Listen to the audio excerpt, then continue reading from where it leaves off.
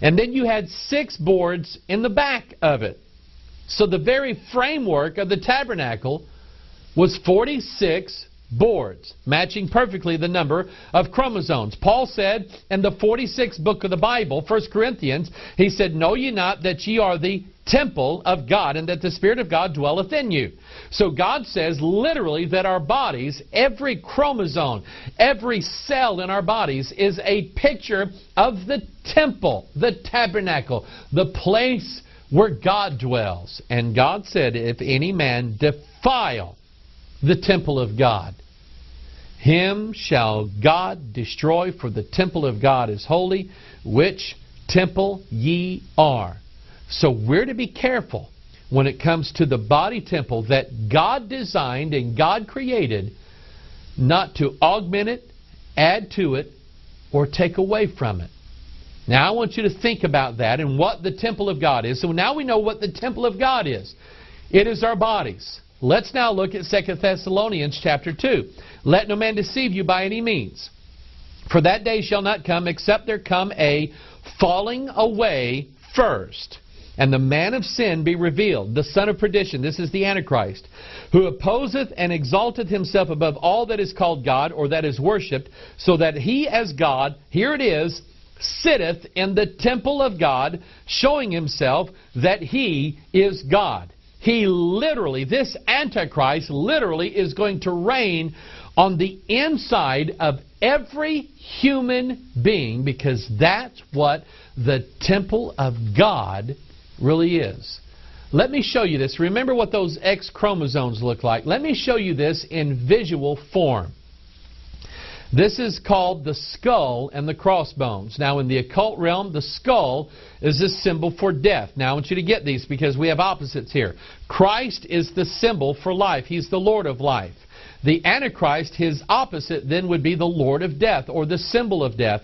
And so the skull is a symbol of the Antichrist. So take a look at this image. We have the X chromosome featured by the crossbones, and we have the skull added to it. This is a picture of the Antichrist reigning inside of the very temple of God, our very chromosomes, right inside of our DNA. Something is going to be added to man's DNA. What does this have to do with the singularity? I want you to notice again this symbol, and then take a look at an electronics company called Singular Wireless. The idea that billions of people are now going to be interconnected. And you know, these are kind of cumbersome. Have you ever tried to drive and have one of these cell phones stuck in your ear? You ever tried to write something? Or hold on, you know, hang on, I can't. Or have you ever been one of those places where, hang on, I can't hear you. What? Kind of cumbersome. And cell phones sometimes really make me mad. But the technology is just around the corner to where this is not going to be here and here. It's going to be here and here on the inside of us. That's why this company was called Singular Wireless. Just this week, I saw this commercial, and several people sent me a link to this. Here is another wireless company, a company that is connecting everybody together through electronics, bringing us into the singularity, Verizon Wireless.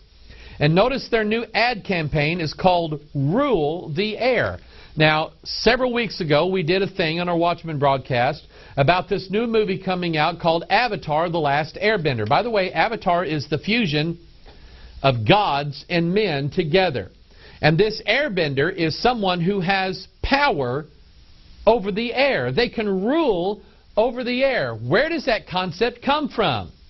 It comes from the Bible, people. Ephesians chapter 2, wherein in time past you walked according to the course of this world, according to the prince of the power of the air, the spirit that now worketh in the children of disobedience. Folks, that spirit who is the prince of the power of the air is that spirit of Antichrist that is working right now through the children of disobedience. And here's another interesting thing. You go to Verizon's website and look at this whole Rule the Air website, and you have all of these people here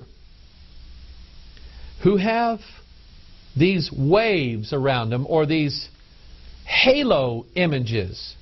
And what is the image of a halo? It designates someone who has the sun god in them. It designates someone who is a god himself. Go back to this image. Look at it. These people all have halos around them. Hence, they have all become gods, and they have the power to rule the air.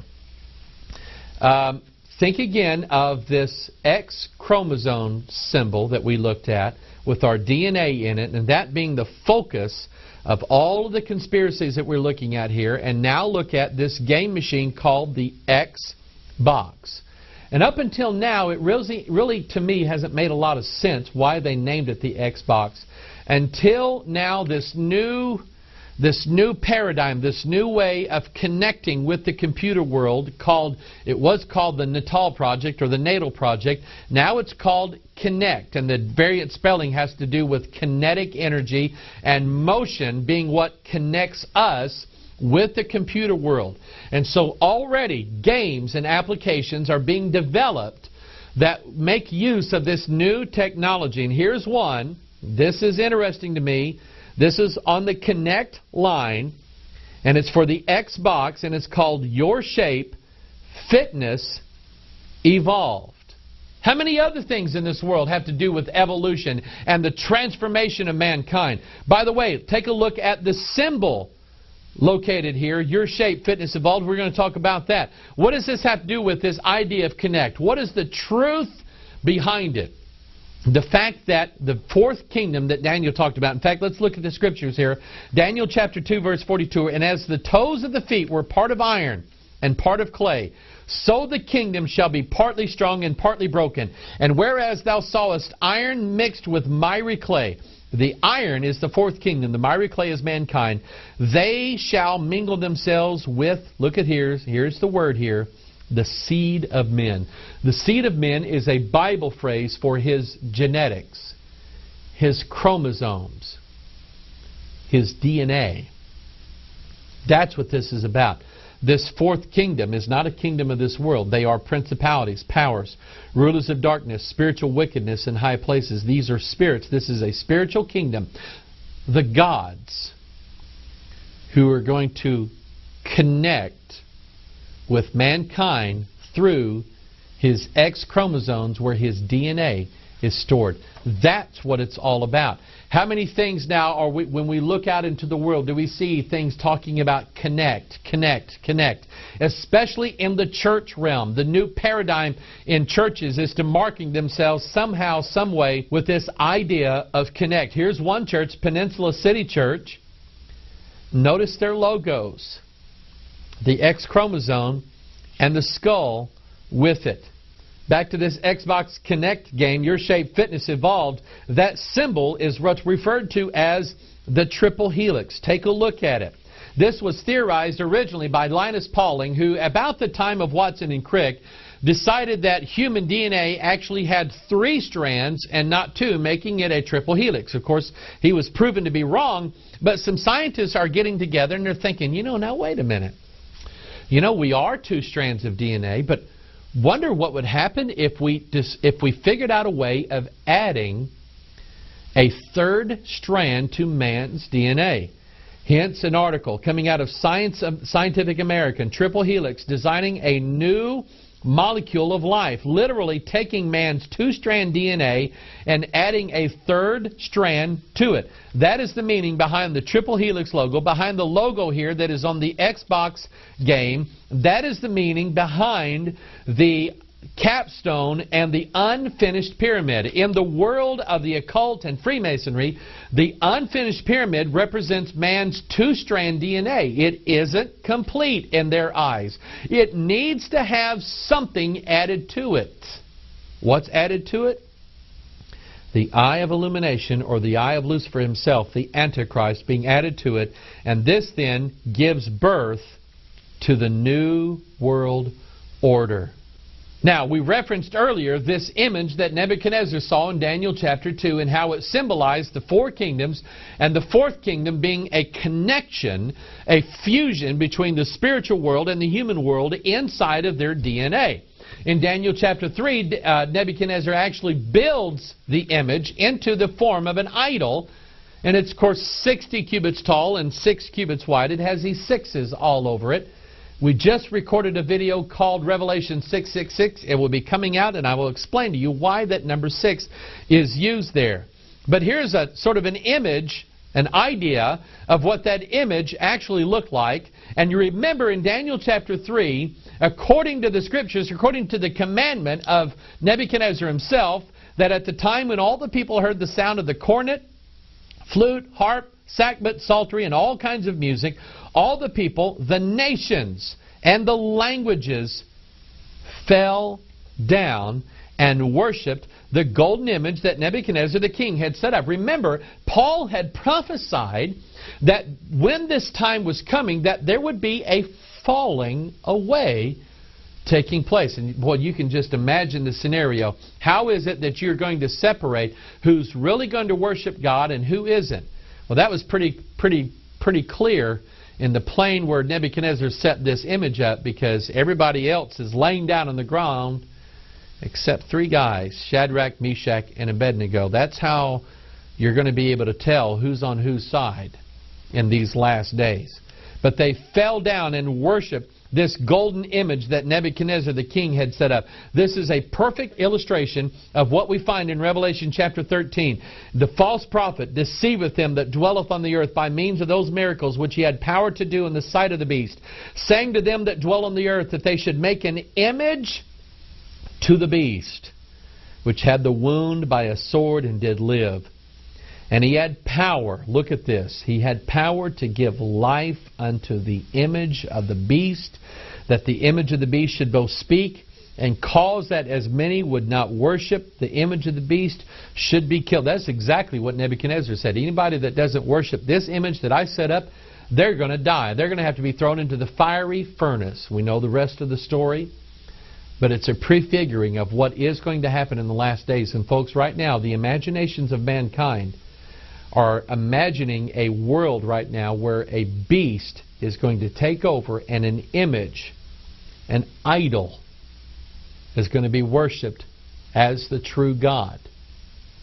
And I found an interesting verse. I found this several years ago, and it was one of those things that just made me sit back, and I've been pondering these verses ever since then.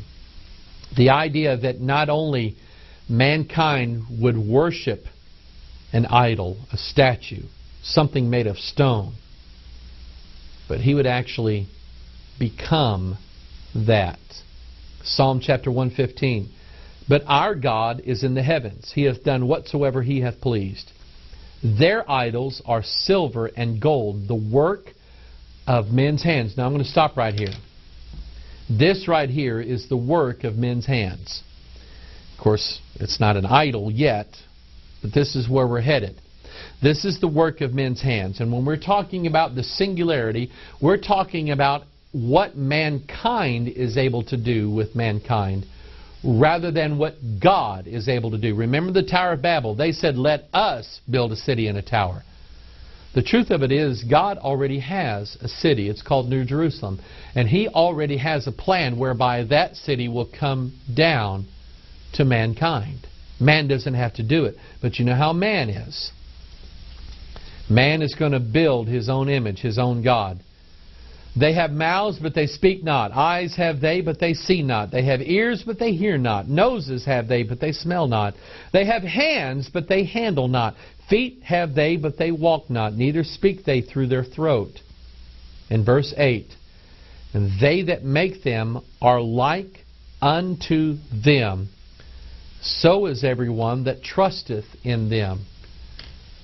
In other words, those who worship the idol are going to be like the idol. Similarly, those who worship the true God are going to be like the true God.